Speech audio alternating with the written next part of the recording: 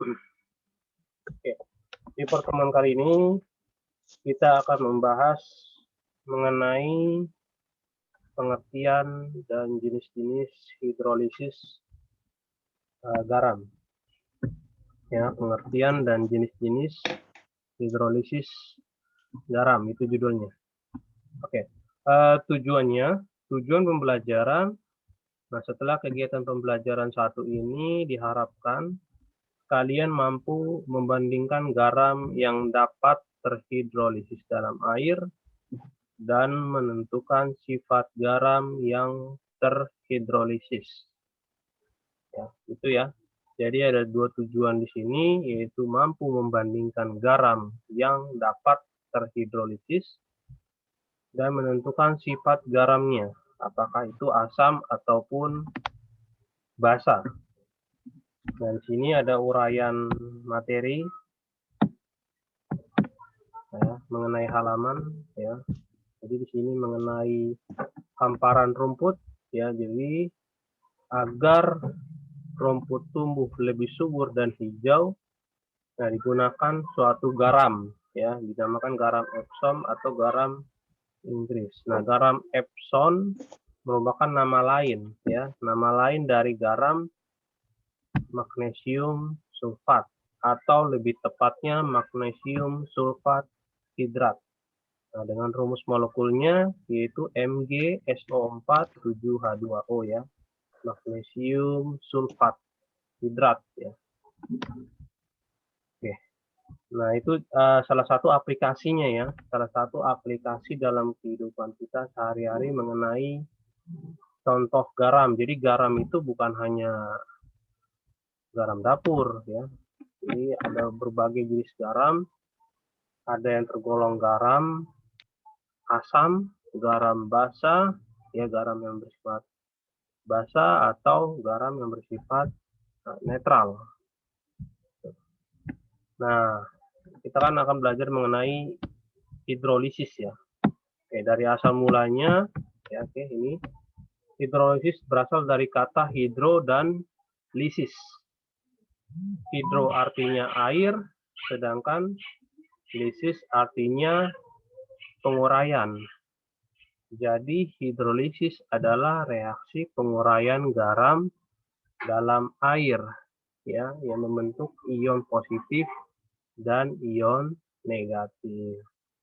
Nah, ion-ion tersebut akan bereaksi dengan air membentuk asam H3O+ dan basa OH-. Ya. Reaksi hidrolisis berlawanan dengan reaksi penggaraman atau reaksi penetralan. Ya, berlawanan berarti berlawanan berarti tidak ada ininya ya, tidak berkaitan dengan penetralan maupun penggaraman. Nah, reaksi penggaraman kan yaitu reaksi antara asam dengan basa membentuk garam. Nah, garam yang dihasilkan tidak selalu bersifat netral ya. Tadi yang mau katakan tidak selalu bersifat netral. Itu contohnya seperti garam dapur ya, NaCl itu kan termasuk ke dalam garam yang bersifat netral. Nah, tapi ternyata ada garam yang lain ya, yang bisa bersifat asam ataupun basa. Nah, di sini ada jenis-jenis dari hidrolisis garam. Ya. Jenis hidrolisis garam langsung Bapak kasih. Ini yang pertama yaitu garam yang terbentuk dari asam melemah dan basa kuat.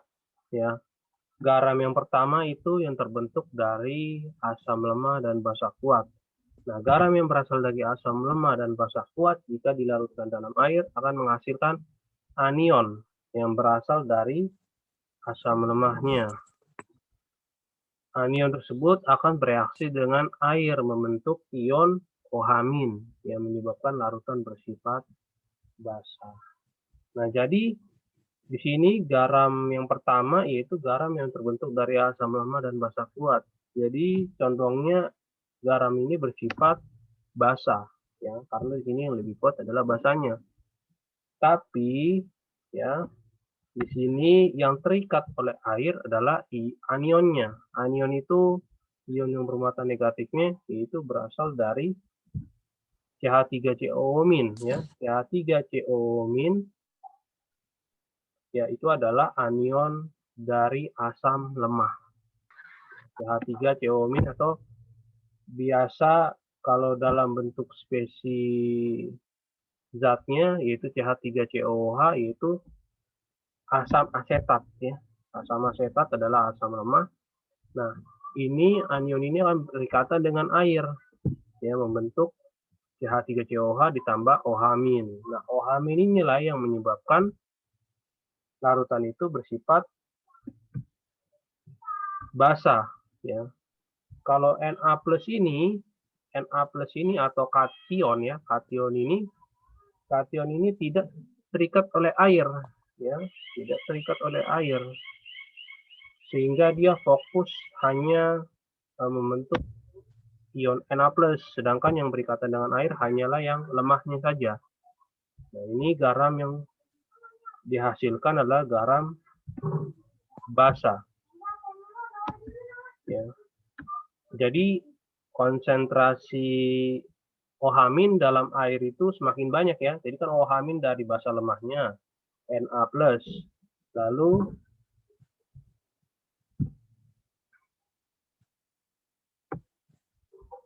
oke, ini Bapak baca ininya ya, direct message dari Polibu katanya jaringan yang bermasalah.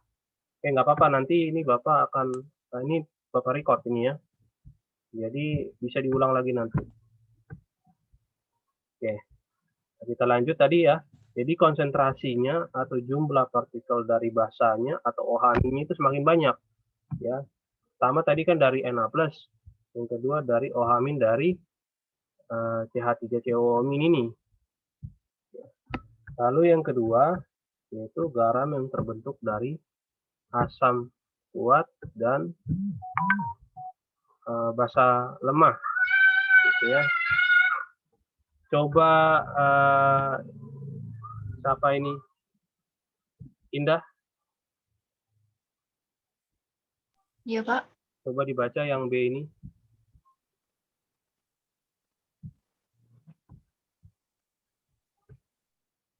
B. Garam yang terbentuk dari asam kuat dan basa lemah. Garam yang berasal dari asam kuat dan basa lemah jika dilarutkan dalam air akan menghasilkan kation yang berasal dari basa lemah. Kation tersebut bereaksi dengan air menghasilkan ion H+ yang menyebabkan larutan bersifat asam. Contoh, NH4Cl menjadi NH4+ ditambah Cl-. Ion NH4+ bereaksi dengan air membentuk reaksi kesetimbangan NH4- ditambah H2O menjadi NH3 ditambah H3O+.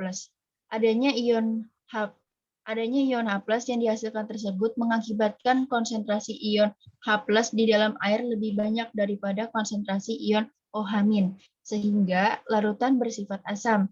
Dari dua ion yang dihasilkan oleh garam tersebut, hanya ion NH4+ yang mengalami hidrolisis, sedangkan ion Cl- tidak bereaksi dengan air.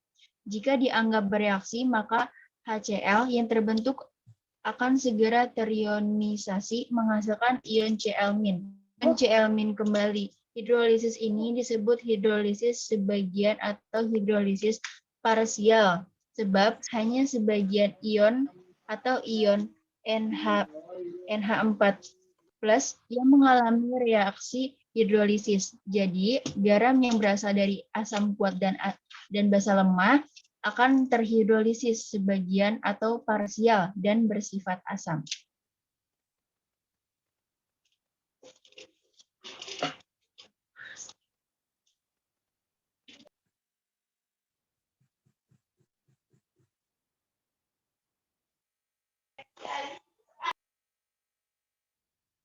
Oke ya.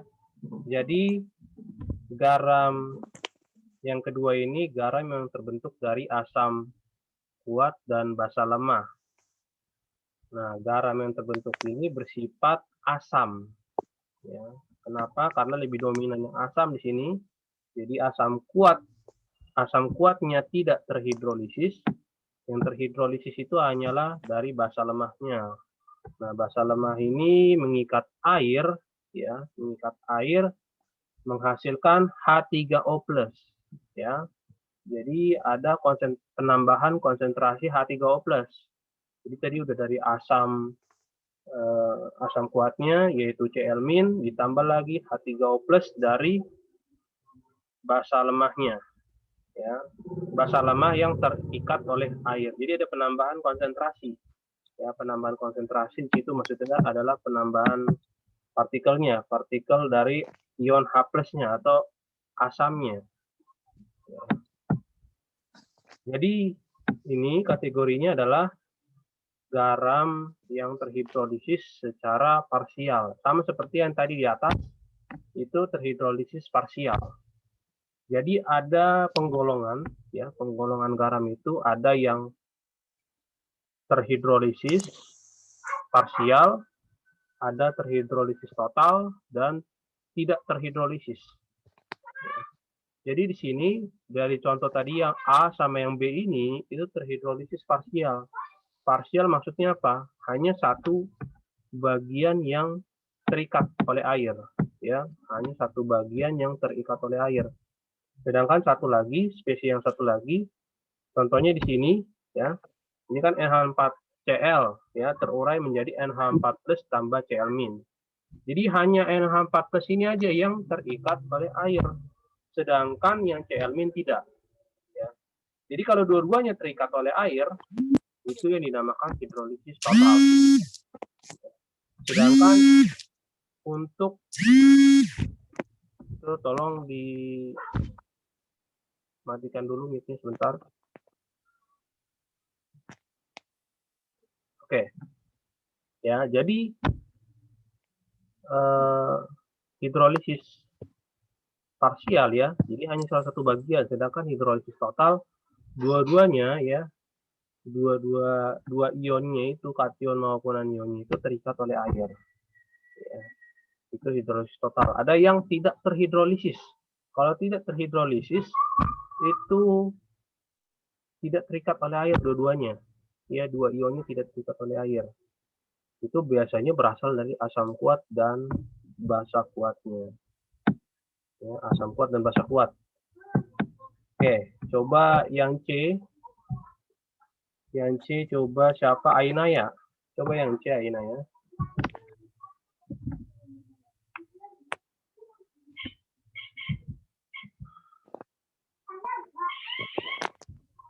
Bisa Ainaya ini speakernya?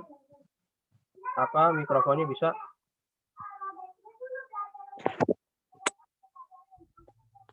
Ainaya? Oh, nggak bisa ya? Coba bisa Ainaya?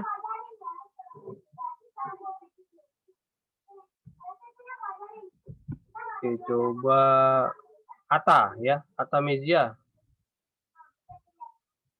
Atamezia, mana Atamezia? Ayo Ata, baca coba yang C.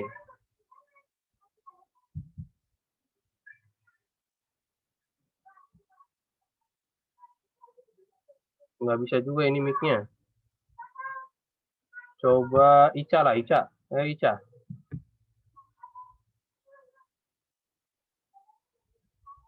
Ica, bisa? Nggak bisa juga. Coba Jihan lah, Jihan. Bisa Jihan? Coba baca yang C. C. Garam yang terbentuk dari asam lemah dan basa lemah. Garam yang berasal dari asam lemah dan basa lemah di dalam air akan terionisasi dan kedua ion garam tersebut bereaksi dengan air.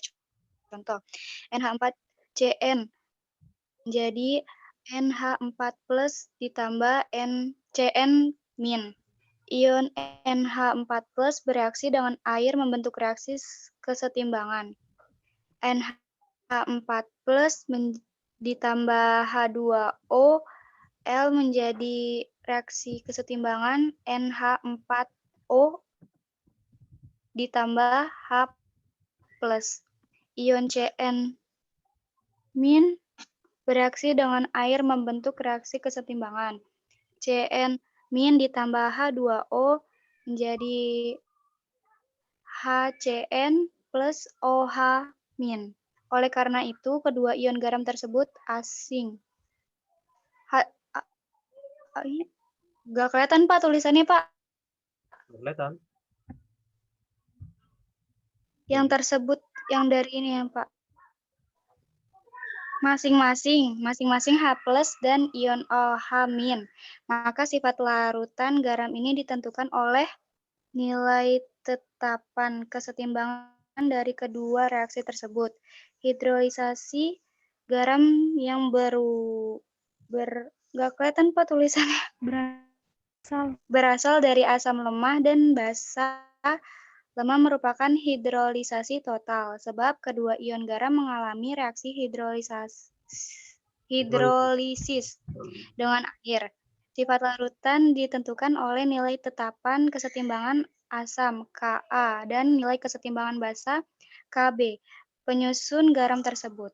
Jika Ka lebih besar dari Kb, maka larutan akan bersifat asam, dan jika Ka lebih kecil dari Kb, maka larutan akan bersifat basa. Oke ya, terima kasih Jihan. Jadi yang ketiga ini garam yang terbentuk dari asam lemah dan basa lemah. Ya. Tahu dari mana garam ini terbentuk dari asam lemah dan basa lemah? Kita harus tahu dulu kation dan anion yang terbentuk. Ya. Kalau di sini kan garamnya itu adalah garam NH4Cn. Ya. Garam NH4Cn ini jika terurai akan membentuk NH4+. NH4+ ini adalah kation yang berasal dari basa lemah. Sedangkan yang ini, yang kedua Cn-, ya, Cn- ini adalah anion yang berasal dari asam lemah. Ini dari basa lemah, ini dari asam lemah. Oke ya, itu dulu. Jadi harus tahu itu termasuk anionnya itu termasuk ke dalam jenis apa? Apakah asam kuat, asam lemah, atau basa kuat, atau basa lemah? Kan Bapak sudah bilang bahwa kalian harus tahu, intinya kalian harus tahu, harus hafalkan yang asam kuat dan basa kuatnya ya kan? Kalau asam lemah dan basa lemah tidak permasalahkan. Ya, yang penting kalian harus tahu dulu asam kuat dan basa kuatnya. Jadi kalau misalkan kalian menemukan suatu spesies itu bukan berasal dari asam kuat, berarti itu asam lemah. Kalau kalian menemukan spesies atau ion yang tidak berasal dari basa kuat, berarti itu basa lemah. Gitu ya. Jadi kalau di sini ini adalah NH4+ ini adalah basa lemah. Cn- ini adalah asam lemah. Oke, di sini ada reaksi hidrolisisnya. NH4+ berikatan dengan air membentuk NH4OH. Cn- berikatan dengan air membentuk HCN. Oke, dua-duanya terhidrolisis.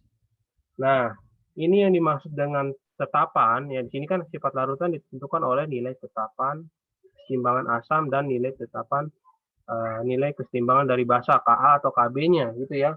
Karena biasanya Ka dan Kb dari larutan asam maupun basa itu relatif kecil. Ya, relatif kecil angkanya. Nah, ini di sini jika Ka lebih besar dari Kb, maka larutan akan bersifat asam. Karena Ka ini kan tetapan asam ya. Kalau asam lebih besar daripada basa ya berarti bersifat asam gitu ya. Begitu juga sebaliknya kalau asam lebih kecil dari Kb, ya Ka lebih kecil dari Kb berarti larutan bersifat basa. Oke, coba yang B. Yang D. Cantika, coba yang D, Cantika. Dibaca.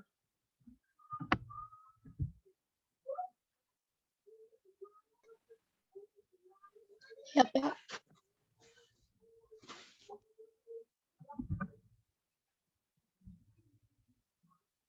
Bisa mic-nya? Kalau tidak bisa jangan dipaksakan.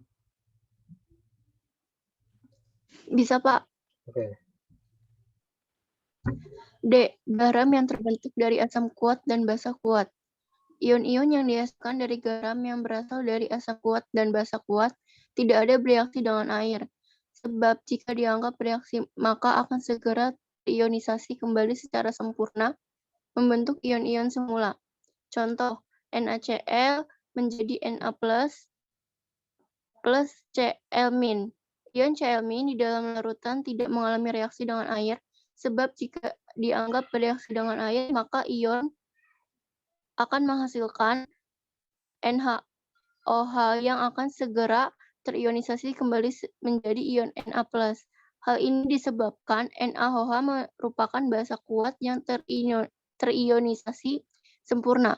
Demikian pula jika ion Cl- dianggap bereaksi dengan air, maka HCl yang terbentuk akan terionisasi sempurna menjadi ion Cl-.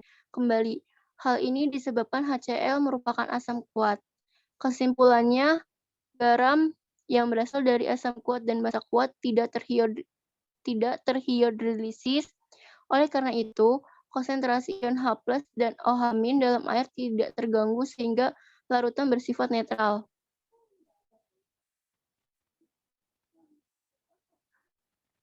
Oke, itu ya. Jadi ini garam yang keempat, yaitu garam dari asam kuat dan basa kuat. Pastinya garam ini bersifat netral. Ya. Tadi sudah disinggung bahwa kalau garam yang dari asam kuat dan basa kuat ini jika terionisasi dengan air akan membentuk ionnya kembali, membentuk ion semulanya, ya, tidak mengikat air, sehingga partikel jumlahnya ya, jumlah konsentrasi atau jumlah partikel dari H+ maupun OH- tidak terganggu karena dia tidak berikatan dengan air, jadi dianggap netral, gitu ya, jadi dianggap netral. Oke, ini coba yang kita coba ke penugasan mandiri. Ya, kita bahas dulu contoh soalnya. Oke, ini Bapak lengkap langsung nomor 3 ya. Lakukan analisis data apakah larutan garam berikut mengalami hidrolisis. Jika mengalami hidrolisis, tuliskan reaksi hidrolisisnya. Oke. Jadi sebelum menuliskan reaksi hidrolisisnya, kalian harus tahu reaksi pengionannya atau reaksi ionisasinya. Kalau misalkan, ya, ini Bapak lengkap dulu.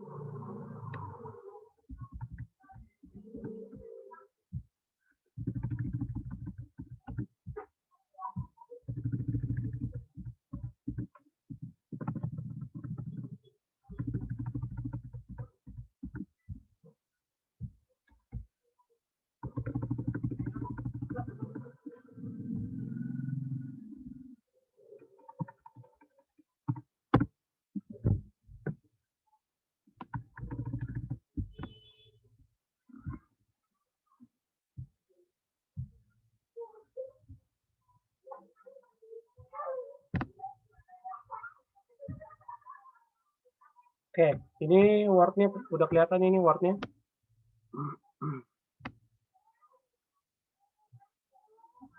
Sudah kelihatan? Kelihatan, Pak. Oke ya. Jadi ini Bapak SS ya, jadi Bapak screenshot soal nomor 3-nya. Nah, ini contoh yang pertama itu kan ini SS-nya di bawah ya. Ini nomor 3-nya. Oke, yang pertama itu kan zatnya apa di situ? Pb NO3 3 kali ya. Benar ya?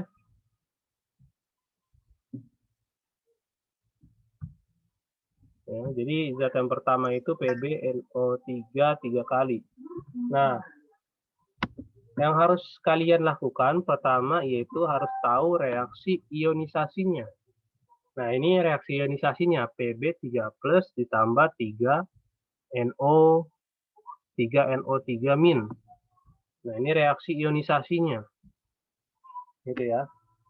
Nah, dari langkah pertama ini ada yang mau ditanyakan nggak? Ini langkah pertamanya dulu, membuat reaksi ionisasinya.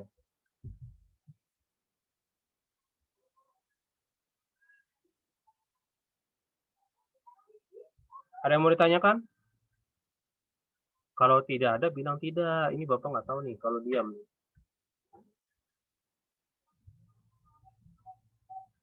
Gimana? Yang lain? Safira? Safira? Enggak, Pak. Enggak. Sudah paham berarti ya, membuat reaksi ionisasinya ya?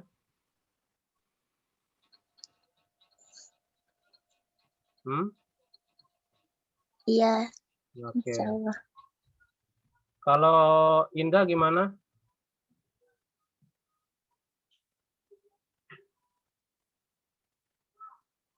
Membuat reaksi ionisasinya ini dulu. Gimana?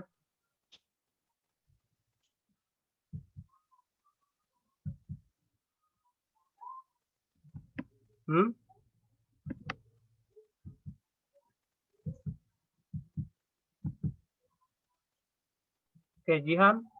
Gimana Jihan? Pak, itu kan 3NO3 min. Minnya itu dari mana, Pak?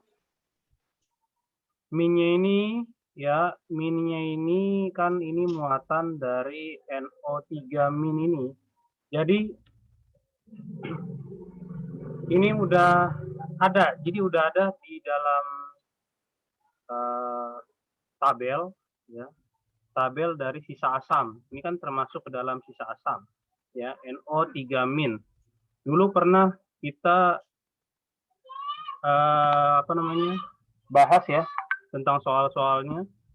Ini kan disilangkan ya, minnya ini muatannya ini disilangkan ke sini ya, ke PB. 3 plusnya disilangkan ke bawah atau ke sebelah 3 ini, NO3 ini. Dulu pernah kan disinggung kan? Kalau misalkan contohnya garam NaCl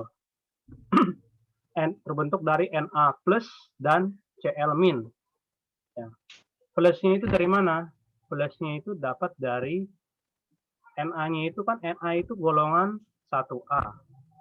Berarti hanya 1 elektron. Nah, kalau 1 elektron, dia itu lebih condong untuk melepaskan atau menerima elektron. Kita masih bahas yang dulu yang tentang oktet. Ya, oktet itu kan 8 elektron, stabil. Kalau misalkan 1, dia lebih cenderung melepas 1 atau menerima 7, biar stabil. Jian. Menerima, Pak. Menerima 7 dibandingkan melepas 1 elektron. Berarti melepas. Melepas, ya kan? Melepas lebih cenderung melepaskan elektron. Kalau melepaskan elektron berarti Na-nya itu bermuatan positif. Ya, Na-nya itu bermuatan positif. Lalu Cl min, Cl itu kan golongan 7. Ya, berarti elektron 7A ya. Elektron valensinya ada 7. Ya, elektronnya ada 7. Nah, itu lebih condong dia menangkap 1 elektron atau melepaskan 7 elektron. Menangkap 1, Pak. Menangkap 1, ya kan? Menangkap 1 elektron biar jadi 8, biar stabil. Ya, kalau ini kembali lagi ke NO3 min ini berarti dia menangkap. Ya, menangkap kan? Menangkap 1 elektron, ya. Jadi minnya ini didapatkan dari sisa asam. Kalau sisa asam tadi contohnya tadi kayak HCl ya, Cl min. Ya. Itu kan sisa asam Cl min. Ini juga NO3 min itu berasal dari HNO3, asam kuat. Ya, H+ ditambah NO3 min. Nah, NO3 min itu adalah sisa asam. Gitu. Nah, minnya itu ya, minnya itu dia karena dia membutuhkan satu elektron telah menangkap satu elektron, ya. Menangkap satu elektron. Kalau yang Pb3+ ini tahu dari mana? Tahu nggak?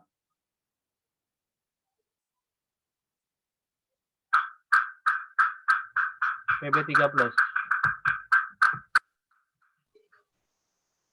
3+-nya tahu dari mana? Gimana, Jihan? 3+-nya tahu dari mana? Dikali 3, Pak. Gitu. Dari sini ya, ini kelihatan nggak yang Iya. Bapak tunjuk ini, 3 ini? Iya, Pak. Ini ya, Kelihatan. dari sini. Kalau di sini misalkan PbNO3 2 kali, di sini 2, berarti di sini Pb 2+. Ya enggak?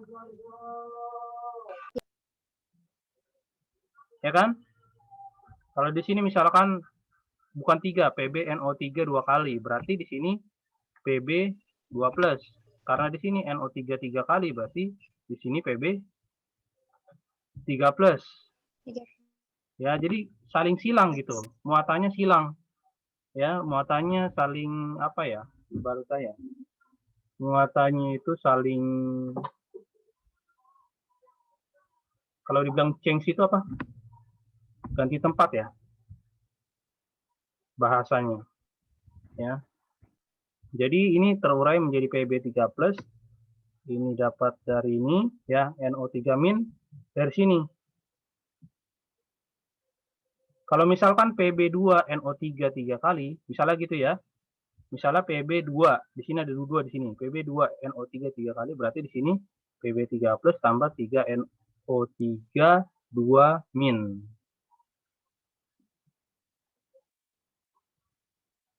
Ya, 2- itu dari mana? Dari misalkan dari di bawah Pb ini gitu. Ya, saling apa ya? Kalau bahasanya apa, Jihan? Biar paham gitu. Kayak pindah rumah.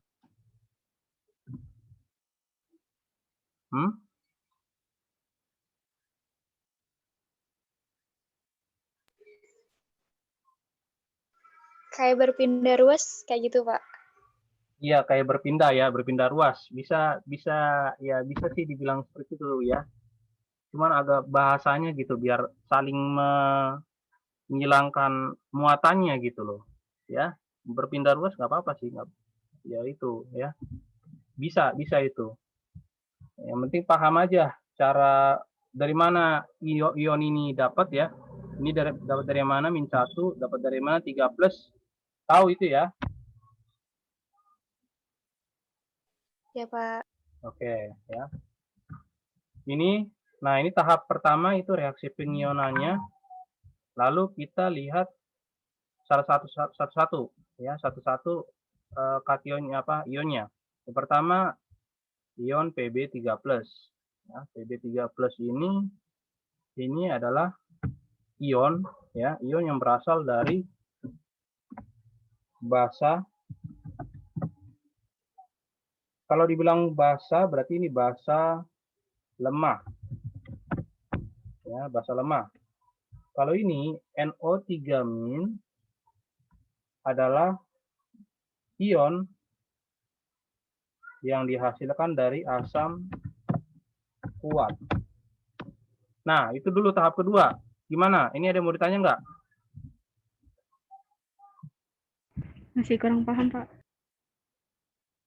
Oke, Pb3+.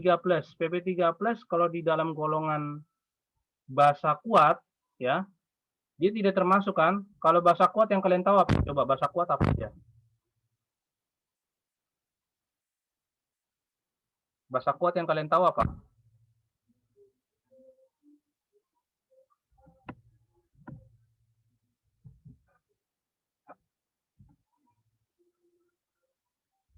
Gak apa-apa. Kalau mau lihat bukunya, buku paketnya, ya, atau lihat, coba. Kalium hidroksida.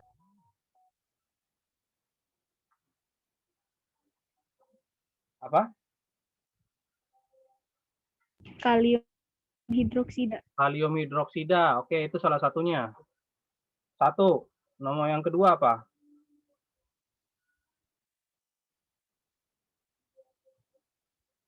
Ada lagi? Litium hidroksida bukan, Mbak? Litium Litium hidroksida. hidro- Ya. Ada lagi? Itu dua ya. Coba dicatat dulu. Tadi KOH yang pertama.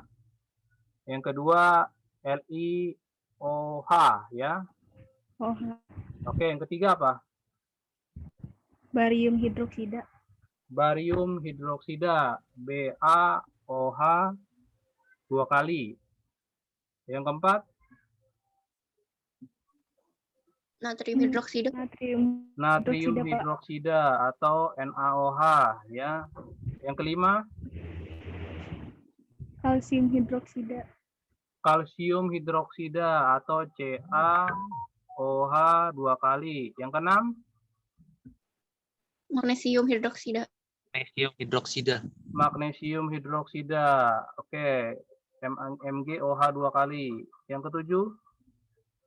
Rubidium hidroksida. Apa? Rubidium hidroksida. Rubidium. Itu rubidium hidroksida. Ada lagi? Yang ke-8? Strontium hidroksida. Strontium hidroksida. Yang ke-9?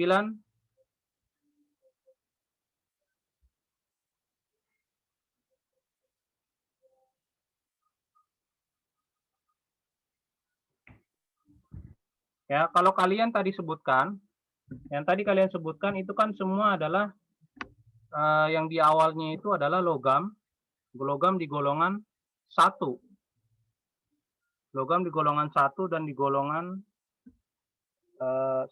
di golongan 2A ya. Li, Ba, Na, Ca, Mg ya, golongan 1 dan 2A. Berikatan dengan ion hidroksida atau ion OH-.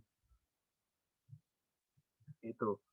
Nah, itu ada, kalian fokusnya adalah dari 1 sampai 6 saja ya. Yang tadi yang pertama ada LiOH, lalu ada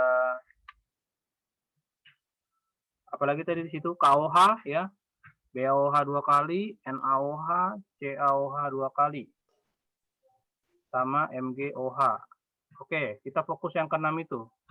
Nah, dari 6 itu ada nggak ion Pb? Atau enggak dari yang tadi kalian sebutkan, ada nggak ion Pb? Tidak Nggak ada kan? ada, Pak. Ya, kalau nggak ada, berarti dia termasuk ke dalam yang lemah. Itu aja. Ya. Ion Pb itu dia tidak termasuk ke dalam golongan 1A dan 2A. Ya, tidak termasuk ke dalam logam golongan 1A dan 2A. Pb itu kan timbal, ya. Dia tidak termasuk golongan 1A dan 2A dan tidak termasuk ke dalam basa kuat.